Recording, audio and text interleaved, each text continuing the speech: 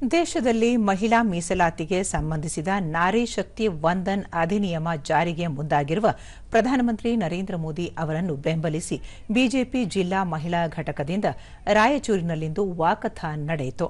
ಇದೇ ವೇಳೆ ನಗರದ ನಂದೀಶ್ವರ ದೇವಸ್ಥಾನದಲ್ಲಿ ವಿಶೇಷ ಪೂಜೆ ಸಲ್ಲಿಸಲಾಯಿತು.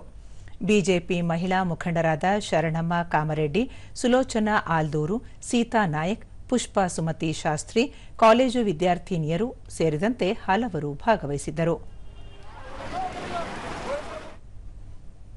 ಶರಣಮ್ಮ ಕಾಮರೆಡ್ಡಿ, ಈ ಹಿಂದೆ ಲೋಕಸಭೆಯಲ್ಲಿ ಶೇಕಡಾ 33ರಷ್ಟು ಕಾಯ್ದೆಗೆ ಮುಂದಾದಾಗ ಕಾಯ್ದೆ ಪ್ರತಿಯನ್ನು ಹರಿದು ಹಾಕಲಾಗಿತ್ತು. ಇದೀಗ ಪ್ರಧಾನಮಂತ್ರಿ ನರೇಂದ್ರ ಮೋದಿ ಅವರು ಮಹಿಳಾ ಸಬಲೀಕರಣಕ್ಕೆ ದಿಟ್ಟವಾದ ಹೆಜ್ಜೆ ಇಟ್ಟಿದ್ದಾರೆ ಎಂದು ಹೇಳಿದರು. ಜಗಜೀವನ್ ರಾಮ್ ಅವರ ಪುತ್ಥಳಿವರೆಗೂ ನಾವು ಈ ಒಂದು ಮೆರವಣಿಗೆಯನ್ನು ಮಾಡಿ ಇವತ್ತು ಭಾರತೀಯ ಜನತಾ ಪಕ್ಷಕ್ಕೆ ಒಂದು ಕೀರ್ತಿಯನ್ನು ಕೊಟ್ಟಂತ ಒಂದು ಪ್ರಧಾನಮಂತ್ರಿಗಳಿಗೆ ನಮನಗಳನ್ನು ಸಲ್ಲಿಸುವಂತ ನಾನು ಹೇಳಲು ಇಚ್ಛೆಪಡಿಸುತ್ತೇನೆ.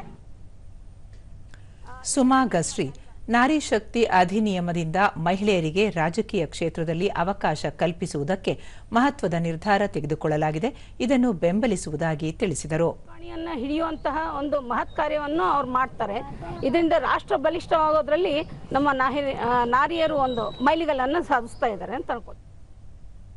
ವಿದ್ಯಾರ್ಥಿನಿ ಸಿಂಧು, ಮಹಿಳೆಯರಿಗಾಗಿ ಅವಶ್ಯಕತೆ ಇರುವ ಮೀಸಲಾತಿ ಒದಗಿಸಲು ಕೇಂದ್ರ ಸರ್ಕಾರ ಮುಂದಾಗಿರುವುದು ಸಂತೋಷದ ವಿಷಯ ಎಂದು ಹೇಳಿದರು.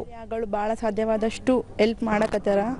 ನಮ್ಮಲ್ಲಿ ಯಾರಾದರೂ ಹೆಣ್ಮಕ್ಕಳಿಗೆ ಸಾಧ್ಯವಾದಷ್ಟು ರಾಜಕೀಯ ಭವಿಷ್ಯಕ್ಕಾಗಿ ಬಹಳ ಹೆಲ್ಪ್ ಮಾಡಕತ್ತಾರ.